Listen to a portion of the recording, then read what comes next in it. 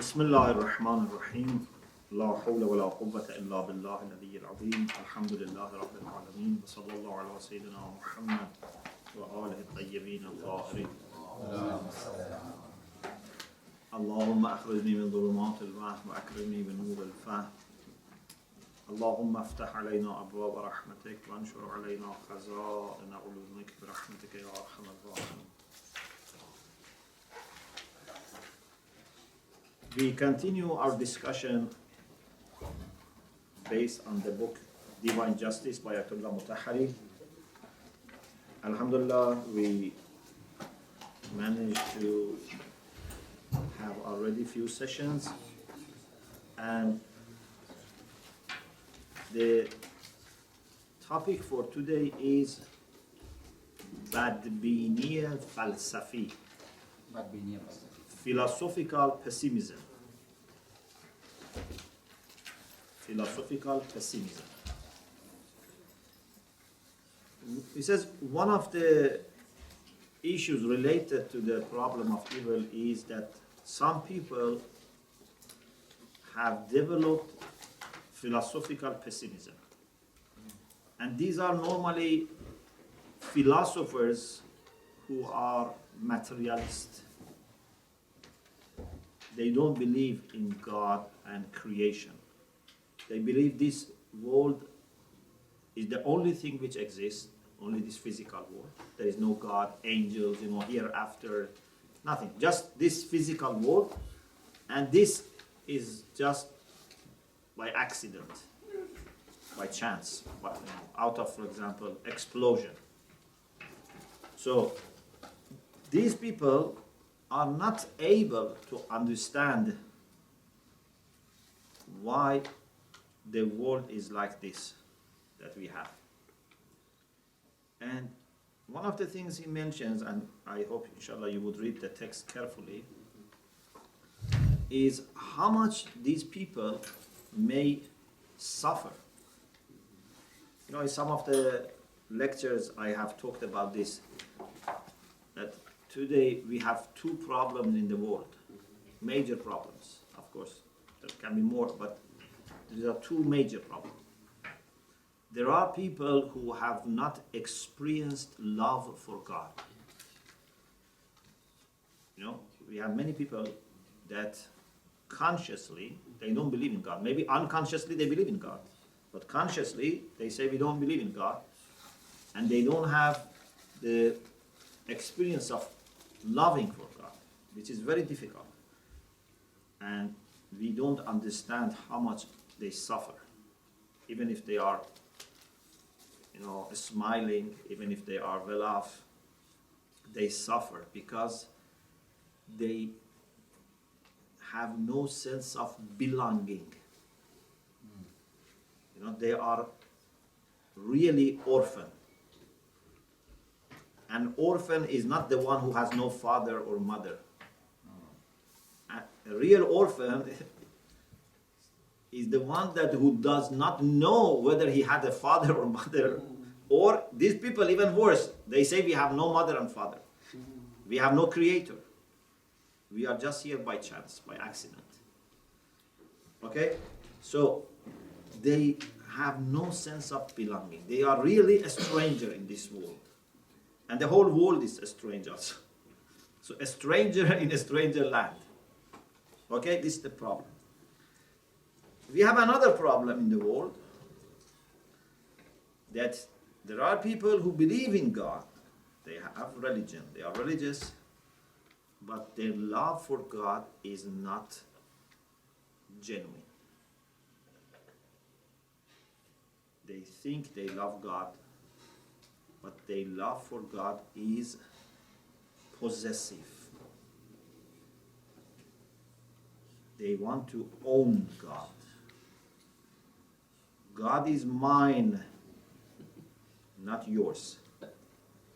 The maximum they can accept is that, for example, people from my sect, they also can have the same God, but not people from other sects or people from other religions. They want to have monopoly over God. this is very destructive and damaging, and I have explained this in some lectures. I don't want to discuss this now. It's a very important discussion. So, Ayatollah Mutahari here is somehow referring to the first part. The people who have no faith, no love for God, they are really suffering. Okay? Of course, no one is responsible for that except maybe themselves or people who have not given them proper education, proper orientation. But anyway, they suffer. So, he says, these people, because they see no aim in creation, no purpose in creation, then for them to have aim and purpose is not very much meaningful. They see no justice in the world. So for them to observe justice is not meaningful or can be an exception. So they don't see any match between moral virtues and the creation and the world. And he says, you find that among most developed nations, the rate of suicide is higher. You know, maybe you expect that, for example, people who are very poor, they should commit suicide more. But actually, people who are very poor, they don't commit suicide that much. People who are very rich, very well educated, you find they commit suicide. In some very affluent countries, the rate of suicide is very high. Why? Because when you have a still need for money or education, you know, your life is difficult, sometimes that can keep you busy. Or if you have faith, that gives you hope. But if you have no faith, and also you have met all your basic needs, now is the time that you need a purpose, you need meaning for your life. If you don't have that purpose, and you are not struggling, then you say, why should I continue? I don't have anyone to love me or to love. I don't have any family, I don't have any, wife or husband or children who care for me. I have become just like a robot. Why I should continue? So unfortunately, some people commit suicides. They become very pessimistic. So he says, you find some philosophers even have said this. He refers to Nietzsche and Schopenhauer. For example, Nietzsche, in a letter that he wrote to his sister towards the end of his life, he says, by the passage of time and approaching end of my life, life is becoming more and more difficult. He says, those years that I was ill and very weak were not as bad as life today, when I have no hope and I am full of grief. And he said, the disagreements that I had with people has taken away from me trust in people. And he says, I am now very much alone. I feel very much lonely. There is no one with whom I can smile or have a cup of tea. There is no one to show love to me. So, part of the problem is materialistic life of society. Part of it is that this philosopher, because of his own philosophy, has isolated himself from people. And now he's in such a dark situation that he feels there is no hope, no love, no care. and he's full of grief. And Schopenhauer also says something, in the same line. For example, he says the main basis of life is suffering and pain. It says, indeed, there is no pleasure. Maximum is that you don't have pain. He says pleasure is just absence of pain. And he says, continuously pains repeat. If you don't marry, you have problem. If you marry, you have many problems. This is what he says. So if you don't marry, suffer. If you marry, Suffer double. you have many sufferings. So what can you do? He says, love is also a problem. He says, I'm not saying this. He says, when you love a woman, then people think this is a source of joy. But he says, this is the beginning of lots of pain and grief and sorrow. And some people say love is weakness. Yes. When you love someone, it's a sign of weakness. Anyway,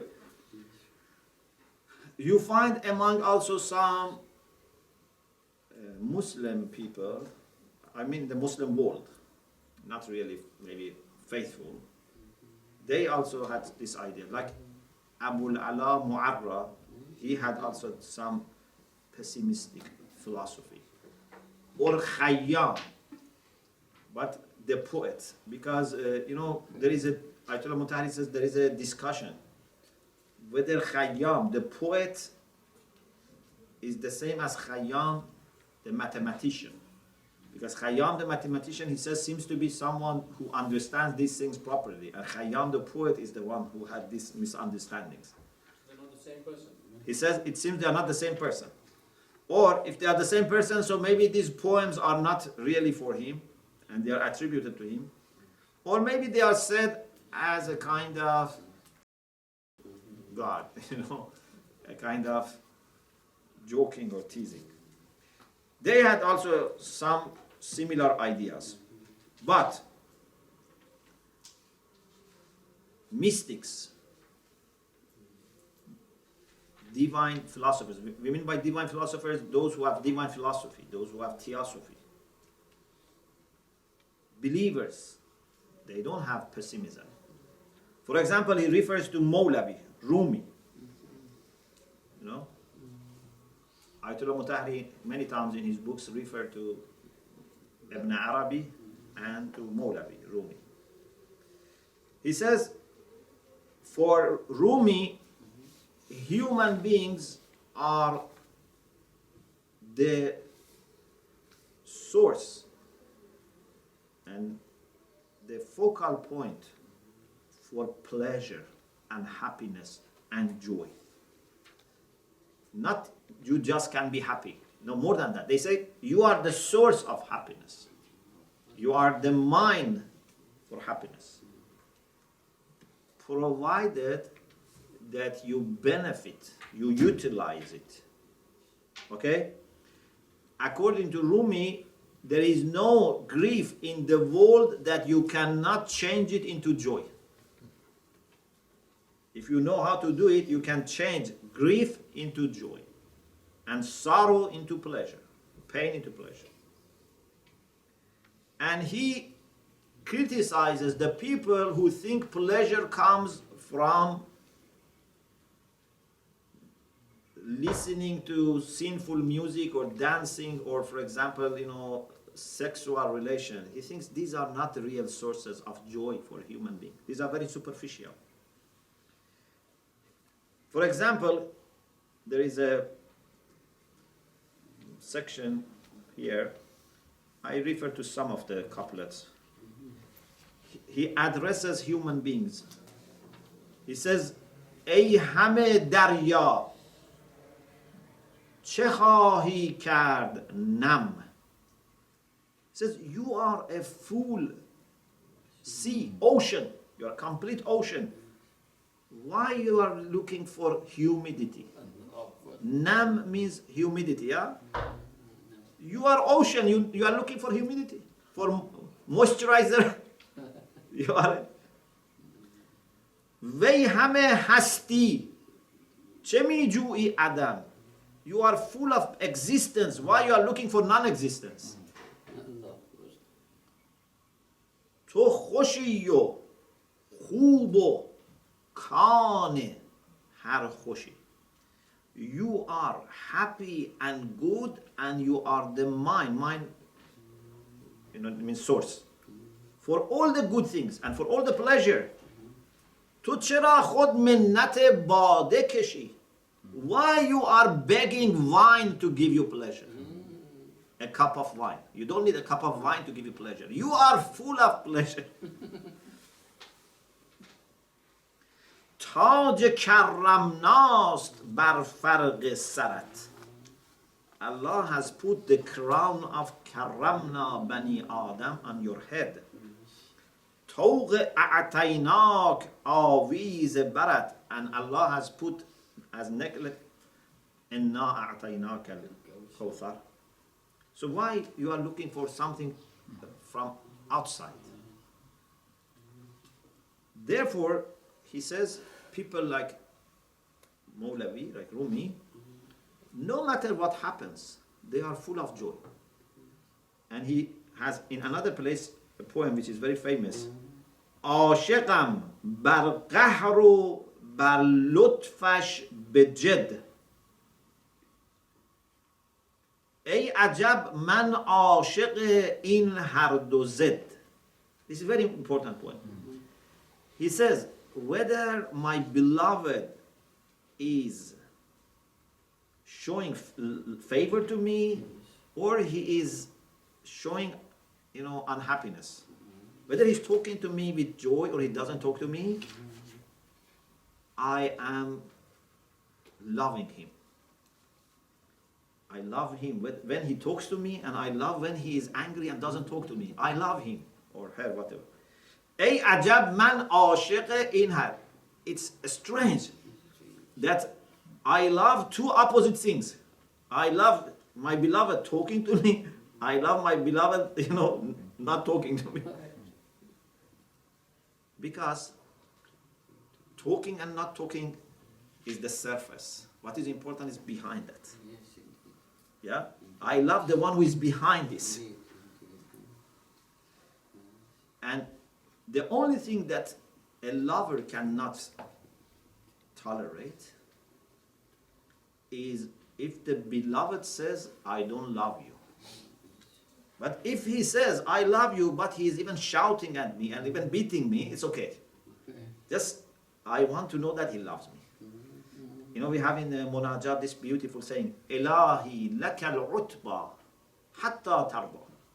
Oh Allah, as much as you want, blame me, but please don't disconnect from me. Blame me till you become happy with me. You know? But don't say, I don't want you. That's the worst thing. So, he says, it's strange that I love two opposite things. So, in life, whether you have problems or you don't have problems, whether it is usr or yusr, health or illness, rich or poverty, fame or loneliness, it shouldn't make difference. Yeah? It doesn't make difference because you have Allah subhanahu wa ta'ala. These are only on the surface. He says Sa'di is like this, Hafiz is like this. There are many mystical poets who have the same idea. And he says this is not about irfan only or about tasawwuf, only. This is about iman. Whoever has iman has this condition. And he says those who lack iman, lack of iman leads to lack of balance. And lack of balance produces pain. Iman has the power of transforming pain into pleasure, grief into joy. And then he says, those who believe, when problems happen to them, they say, Inna lillah wa inna ilayhi raji'un. There are two important things. And then after these two, nothing is important. We are from God, alhamdulillah. And we are going back to Him, alhamdulillah. Anything happens in between is not that important. The main thing is that we are from Him. We are not from a bad place or unknown place. And we are going back to Him. That's the main thing. Just we have to make sure that how we go back to Him. Yeah, that's the main thing. Then he mentions a story. I'm sure you have heard this story. During the time of the Prophet sallallahu alaihi wasallam, there was a companion of the Prophet called Abu Talha. And he had a very faithful wife, mu'minah, called Salim or Sulaim. Both can be. Abu Talha and Salim had a son, and they loved their son very much. But their son became ill, and the illness increased. And when the mother realized that the son is going to die, said to her husband, please go to the Prophet, didn't want her husband to see the death of their son. So said, you go and, for example, see the Prophet. When he left, the son died. So he put their son in another room and told people at home, no one should say anything to Abu Talha. He made a very delicious food and made home very clean and kind of used perfume, things like this.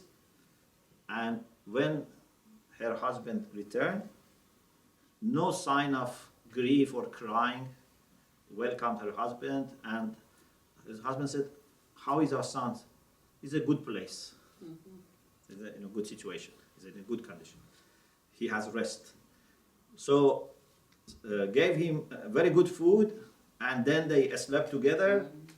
And then he said to her husband, if someone gives you or gives us amana, and I give back amana, are you unhappy? He said, no, why should we should give amana back? So she said, our son now is taken back by Allah subhanahu wa ta'ala.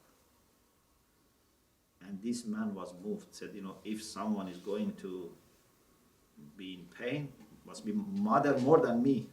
And they said the mother is so patient and is giving comfort to him, so he managed to control himself and went to Rasulullah sallallahu alaihi wasallam, and then explained, and Rasulullah sallallahu alaihi wasallam said, may Allah bless your day today and give you very pure progeny, and I thank Allah subhanahu wa ta'ala that in my ummah we have people like that patient woman in Bani Israel. So this person is also this lady is very patient. So how a mother can lose her child and control herself and indeed give comfort to her husband without iman. It's very, very difficult. I'm not saying it's impossible, but it's very, very difficult. But with iman, you say, okay, this amana from Allah, we did everything to look after our child. There was no treatment or nothing that we didn't do, but now he's dying. So we should be happy that the amana is given back to the one who owns it. So this is the power of iman that makes to face all the challenges and remain tranquil and peaceful. Then he says, William James, who is an American, psychologist and, thinker, in his book about religions and morality, he says the people who have no faith and they just try to be moral, for them moral responsibilities are dry and spiritless, and it's like burden. If you don't have faith, you can be still moral, but it's very difficult. Why I should be moral? Why I should keep all these? Of course, I say even people who are not religious can be moral, and maybe if they understand the honor that Allah has put in human beings, it can be even not very difficult. But relatively, it's more difficult than people who have faith. Because when you have faith, you do things with joy, out of love. When you don't have faith, it's like a person who has difficult responsibility and duties and have to cope with them, but doesn't know why. Who has put me in this condition? Why I am created? Why I'm here? Then he says, sometimes in literature, we find some people, some writers, some poets, have either objected problems in the world, or what he calls dalal. Dalal, dalal? We had it last year, I think, in one of the courses, dalal means naz kardan. We had this that sometimes the beloved, to draw more attention of the lover, shows lack of interest in the lover. So naz kardan. All the husbands know. You remember? We had this discussion. I don't know in which lesson was that we talked about this. Yeah. I remember that. Pardon? Akhlaq. Was in Akhlaq? Yes. Yeah. So, sometimes maybe they are just complaining to Allah subhanahu wa ta'ala, not in the sense of they don't trust Allah or they don't believe in Allah, but maybe they want Allah to come and say, don't worry, I love you, something like this. So it's a kind of dalal, a kind of naz kardan, or maybe a little objection, protest. For example, he refers to Khayyam, the famous Iranian poet, which might be different from Khayyam, who is the mathematician, maybe the same, who has some poems, rubaiyat. Rubaiyat are 2 couplets, 4 pieces, that show he is not convinced about the wisdom in this world. He has objections, he has problems, he's pessimist. But of course, maybe this is only superficial. For example, I just say some of them. He says, افلاک که جز غم نفزایند دگر ننهند به جا تا نربایند دگر. He says these stars, they used to somehow associate your destiny with stars. He says these stars only bring sorrow and grief. They don't give you anything unless they take something. Nanahand beja, they don't leave anything ta narubayan digar, unless they steal something. So you receive a good news today, today evening or tomorrow you receive a bad news. So this is the way he was complaining. ناآمدگان اگر بدانند که ما از در چه می کشیم نایند دگر.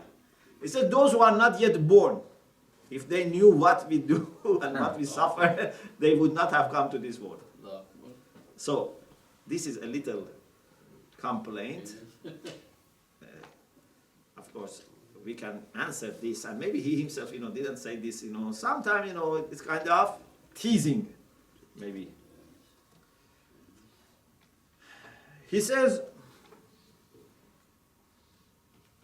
چون حاصل آدمی در این شورستان جز خوردن قصه نیست تا کندن جان خرم دل آن که زین جهان زود برفت واسوده کسی که خود نیامد به جهان. He says, Shurestan, when you have a land which is salty, it's not fertile. Barren land. Yes, barren. You cannot grow anything in salty. Okay? So he says, in this salty land, is this barren land, we have no achievement except grief. The only thing that we can grow in this land is sorrow. Okay? So he says it's better that you die sooner, and it's even better if you don't come to this world, if you are not born. This is, pessimism. This is the situation of someone who is suffering and doesn't see anything beyond that suffering, that nothing to give him hope. 1, 2, 3 problems have preoccupied his mind. The whole world is for him dark, disaster. Okay? Sheikh, Yes. so could he have not seen something much better? Pardon? Could he have not seen something much Yeah. better? And this world is dark to him because he's seen something better. Yes. He cannot, unfortunately. No, I mean, like, he spiritually, he's seen something much greater and much better. And this world for him just seems dark. Yeah, but the problem is that this type of approach, in the surface, it's complaining about the world, but indeed, it's complaining about creator of the world. Because in a sense, he's saying why we are created, why this world is like this. So Ayatollah Mutahari says, there is a hadith, of course this hadith, it's in need of further investigation. Some people have said this hadith might not be authentic, but some people have mentioned this hadith. The idea is okay, which says, La tasubbu dahr. Dahr, ruzegar means time, but not time in the sense of hours. It means the whole world, life. La tasubbu dahr. Don't swear at time or age. Oh, Zaman. Zaman, sometimes we complain. Of course, in a sense it's okay, but you should know the limit. Because فَإِنَّ الدَّهْرُ هُوَ اللَّهِ. Of course, if you translate it literally, this cannot be accepted. But in the sense that complaining about ruzegar, about life, is complaining about the creator. Yeah? If I say life is bad, this world is bad, my children are bad, my family are bad, people are bad, everything is bad, air is bad, weather is bad, water is bad. So then you are indeed complaining Allah subhanahu wa ta'ala. Yeah? Because if I go to a place and I say this door is bad, this window is bad, the ceiling is bad, the pillar is bad, then the builder would say, are you angry with me? You don't see anything good here. This is why those who are mystic, they are quite opposite. First of all, they see everything beautiful. Even if there is something that for them at this moment is difficult, in general it's okay, but still they don't complain. For example, if weather is very hot, okay? If weather is very hot, then don't say it's bad. They don't say weather is bad. It's hot, but not bad. Because when you say bad, you are evaluating. Who am I to say it's bad? I am bad for this weather. Not that this weather is bad. This weather is very good. There was a person that, I don't remember the name, I read this story many years ago, that one day he went to a very nice place, weather was very good, and he said, what a beautiful weather. And then he regretted. Even to say what a beautiful weather, he regretted. Why? Because he said, it means that I wanted to say previous days were not good. If I say what a nice weather today, it means that I am not happy about previous days. Even this is not good. These people are this much careful. Yeah? So we cannot find anything bad in this world. And if there is something that for me is not pleasant, it's my problem. It's my limitation. Yeah? Imagine, for example, I go to a country, they speak, for example, French. I suffer. It's not my problem. It's my problem, not their problem. Because I don't know their language. They come to my country, they suffer. It's not the problem of people or language. I don't know the language. If I knew it, I would enjoy it. Yes. These are the natural phenomena, but what about the people-created phenomena like oppression in the world? People are getting die, or some other problem. There are so many poor people. These problems created by the human being. If someone gets disheartened watching this, can't do anything. Okay. What about that person? So, when there is a problem, like man-made problems, again here, the system is okay. We should not question the system. Oh Allah, why you created them with free will? Okay, free will is given to you, to them, and there is no problem in. We should be thankful for having free will. Otherwise, we are not human beings. But some people within the system may misuse their free will. So we should not blame Allah subhanahu wa ta'ala. And we should know that even this misuse of free will by them would not deprive us from happiness. Your happiness is made only by you. And no one can make it for you or damage it. You can use this as an opportunity.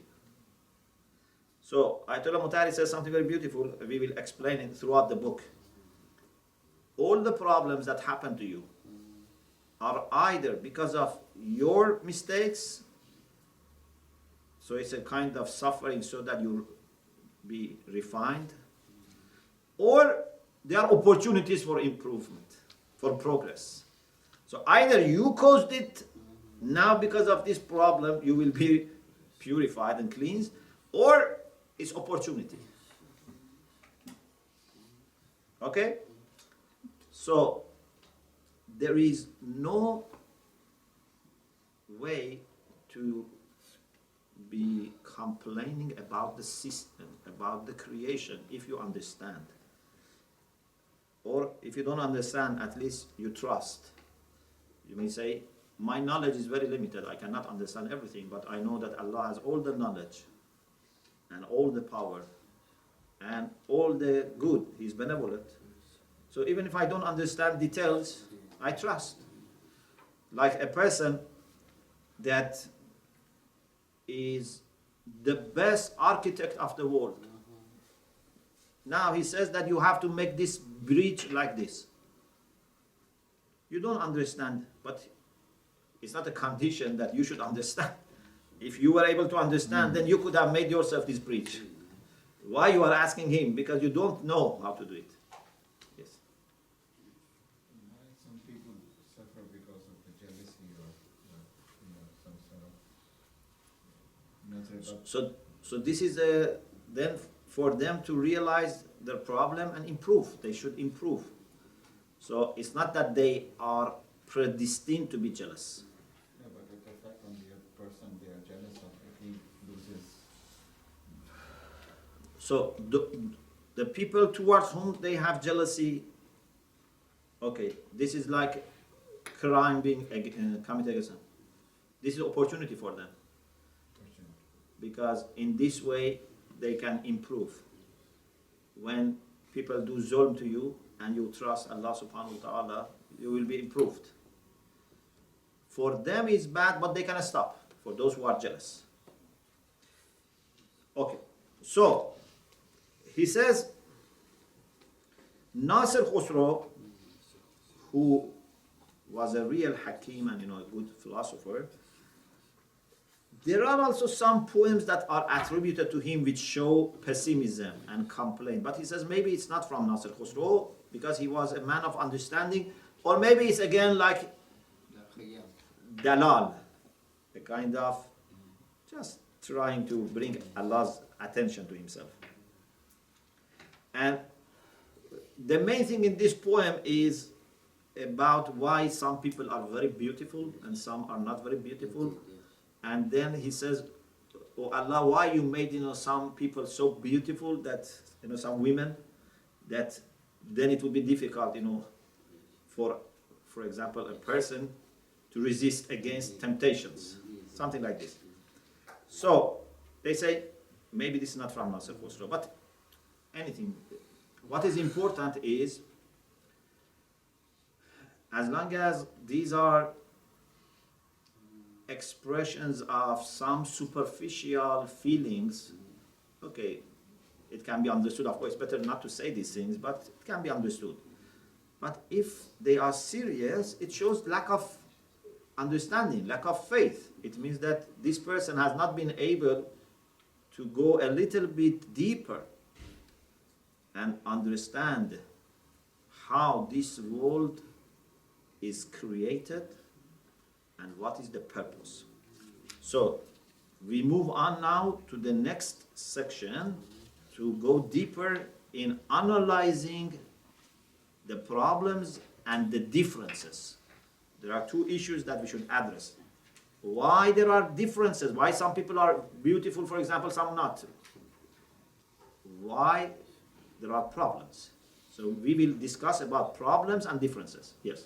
There's one question I wanted to keep it for the end of the lecture, Yeah. but this is worrying me because there's in Arabic a statement here which is قال رسول الله صلى الله عليه وسلم لا تسمو الدهر فإن الدهر هو الله.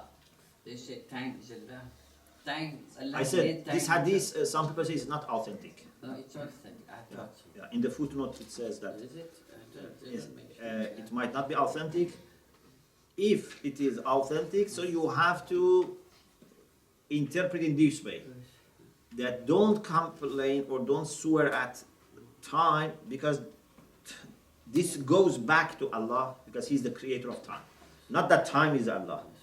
Some people said this is made by Dahriyah. But if you say it's authentic hadith, then interpretation is different. That don't complain, because then this complaint goes back to the creator of time. Yes. Sheikh, I think I've read in a poem or tradition before where the question was asked, what's the difference between religion and love? And the response was that, what is religion if it's not love? Well, love encompasses all of religion. So would you say that... It's a hadith. This is hadith, right? Would you say that's more the case, or would you say that love is a part of religion? هل الدين إلا الحب. Okay, so it's authentic hadith. Yes. هل الدين إلا الحب. Someone said, is love, is hope from deen? Imam said, هل الحب إلا هل الدين إلا الحب. Is religion anything other than love? Yes. You have a question? Shomali, just regarding this narration that some say is not authentic, we have other narrations which are maybe better for this. Like if someone أصبح wakes up complaining, فقد أصبح لقضاء الله ساخطا. He's complaining, he's angry at Allah's decrees. So maybe it's better word than some other narration. Yeah, you can have many different things here. But this one, because it's just directly about dahr, and in literature, in mystical literature, they talk a lot about dahr and ruzegar, and complaining about. Even we have this poem, Ya dahr uffan laka min khalili, kam laka bil ishraq wal asili. Yes. You had a question? Okay, we move on to the next section. Hal mushkil. Now we want to, so far, of course, I hope your problem is solved already, but still we have not entered solution. We were just explaining. But alhamdulillah, I think the discussion of Ayatollah Mutari was so good that hopefully the problem is solved.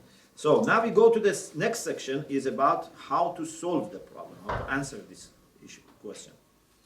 So he says the issue of best system, you remember we talked about Nizam Ahsan, the best system, this is the best possible creation. And the issue of existence of evil in the world, these are some of the most important questions in philosophy. Both Eastern philosophers and Western philosophers have addressed this issue. He says, according to my knowledge, no sufficient answer has been given by Western philosophers. But he says Muslim philosophers have analyzed this question very well, and they have actually shed light on some important secrets when they answered this question. And he says, unfortunately, many people don't know about Islamic philosophy. And they think Islamic philosophy is just a translation of Greek philosophy. And they also attack Muslim philosophers that why you have just imported this foreign element. But he says, Islamic philosophy and Greek philosophy are very much different. Although Muslim philosophers read Greek philosophy, but they have developed it a lot. Ayatollah Mutahari in some of his books mentions there are so many new issues that are totally new. They were not addressed at all in Greek philosophy. In addition to the same issues with different treatment. So he says, the difference between Einstein's physics and physics of Greek physicists is like the difference between Islamic philosophy and Greek philosophy. He says, even a person like Avicenna, not Mullah Sadra, for example, even Avicenna that is known to the Western academia, but he says still there are many issues that people don't know about Avicenna in the West. He says that, for example, the famous idea of Descartes, René Descartes, the French philosopher, who said, cogito ergo sum, I think, therefore I am. This was the basis of his philosophy and how to overcome doubt. Because he said, I doubted in everything, but then I realized that if I doubt in everything, I cannot doubt in doubting. And because I doubt, I exist. So he based his philosophy on this. I doubt, so I exist. He says, much before than him, Ibn Sina mentioned this point and criticized actually this point. That, because many philosophers have criticized Descartes in the sense that when you say, I doubt, therefore I exist, actually, you cannot doubt, you cannot be sure about doubting unless you know that you exist. So there's a technical discussion here in philosophy. He says Avicenna has mentioned this and even has answered and criticized this. But because they didn't know, they thought Descartes was the first person who has talked about this. So, anyway, this was a kind of little, we say in Farsi, dardede. What is in English? In English? Heartache. Yeah, it makes. But their heartache. No, it's used in this sense. I think it's not really in that sense. It's not in that sense, huh? Letting Yeah. some steam. Pardon? Or do you say, means I have a pain in my heart that I want to mention to people to show sympathy to Get me. it off my chest kind of a situation. Yes. Yeah. Pardon? Get it off my Rip chest. it off your chest. Get it off your chest. Get off your chest. So that's what we say, like, I had to rant. So I ranted. I got it off my chest. Oh yeah. Yeah, so just he wanted to say this because unfortunately some people didn't appreciate Islamic philosophy, so and still we have some people. So he wanted to say this just here. Now we go back to the question. Yes. Is he going far enough to say that maybe they got it from the Muslims, or maybe people took it from Islamic philosophy without saying? We don't know. Maybe. When they told this the Dark Ages, so why would they say that they got it from the Muslims? Sometimes it's very interesting that sometimes you find ideas coming one after the other, very similar, but you cannot be sure that this person has taken from that person. Even sometimes they can be, for example, similar ideas, like, for example, Ghazali also talks about doubt. Descartes also talks about doubt. But it's not necessarily because, for example, one has taken from the other.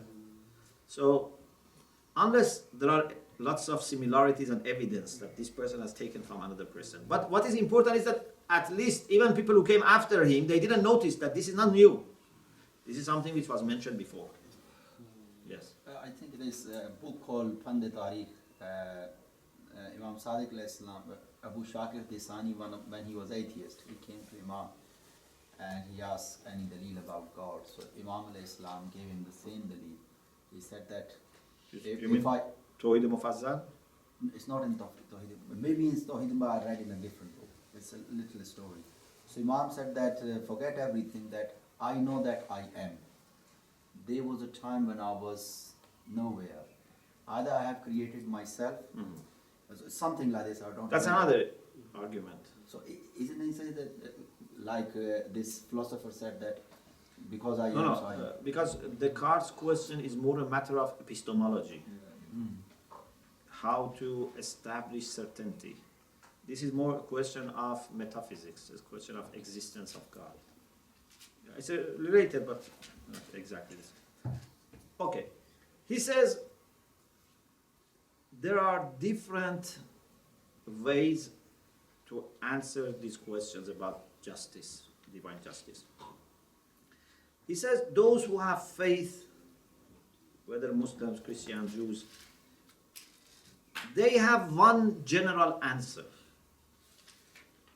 And they say, because we know for sure, and we have, for example, Muslims, they bring arguments for existence of God. Maybe some people don't believe arguments.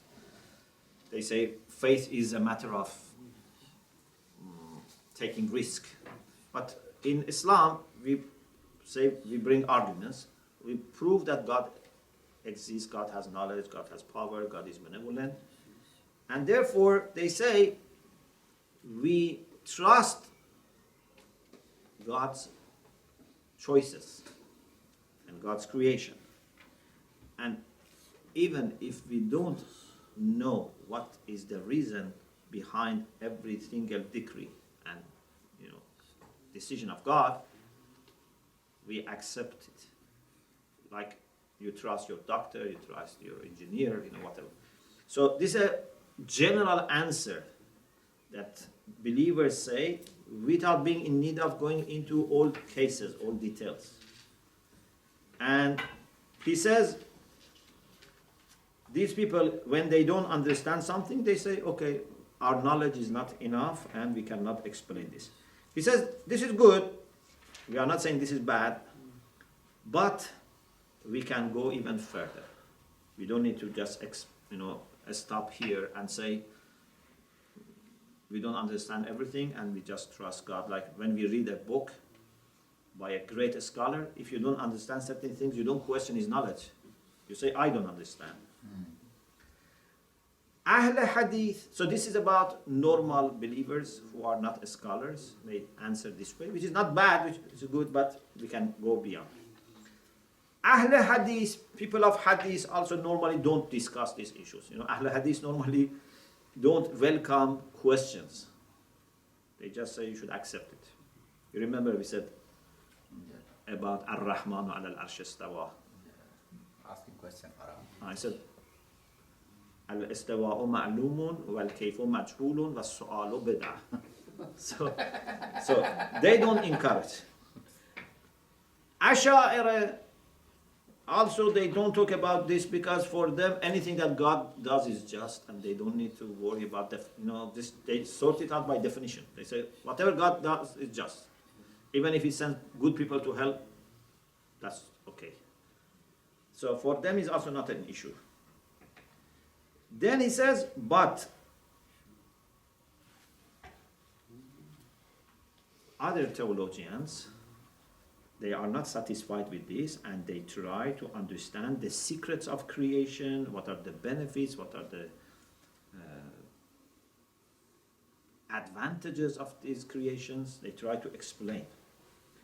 But he says the best perhaps approach is approach of Hukamai Ilahi, divine philosophers, or theosophers. These are the people that they try to explain things with lemmi approach. Let me explain for you this terminology. You had it in mantiq, in logic. We have Burhan lem, Burhan en. Remember Burhan lem, Burhan en. Burhan lem is when from cause you move towards the effect. For example, you say because there is fire, there is a smoke. Burhan en is from ma'lul to it. You say there is a smoke, so there is fire. En. Burhan enni is when from ma'lul you go to illa. Or from another ma'lul you go to another ma'lul.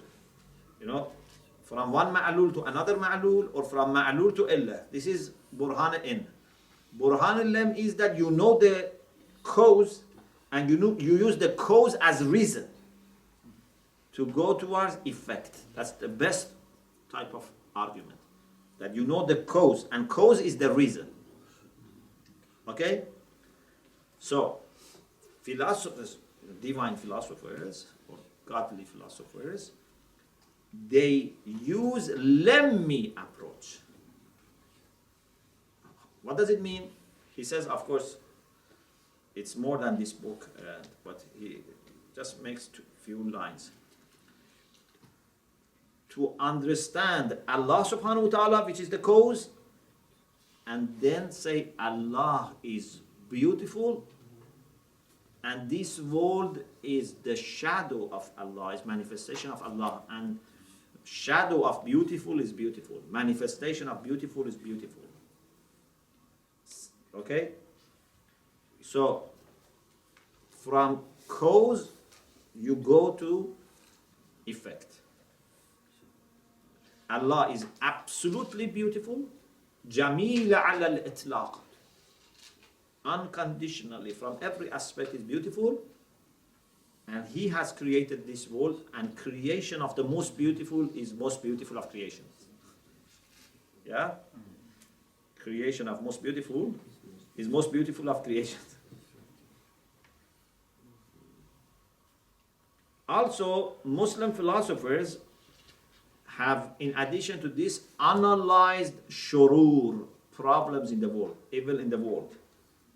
And they say these are negational, these are adami. Wujud is always good.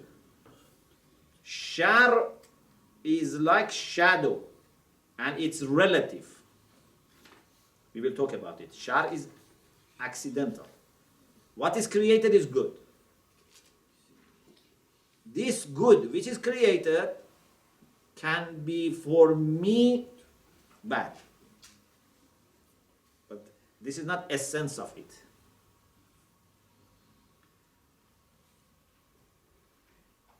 Then he says, we don't talk that much about this, but I think this much is helpful that we explain. He says, now we are going to refer to those questions that we had before. And first, we talk about tab'izha. You know, some people say there is discrimination in the world. We will talk about this. Why there are differences in the world. Why some people have children, some people have no children, some people have money, some people have no money, some people are healthy, some are, you know. What is the reason? Are these discriminations or these are differences? Why we have these differences? And then about shurur, about the evil in the world. So, inshallah, we continue this next session. وآخر دعوانا أن الحمد لله رب العالمين.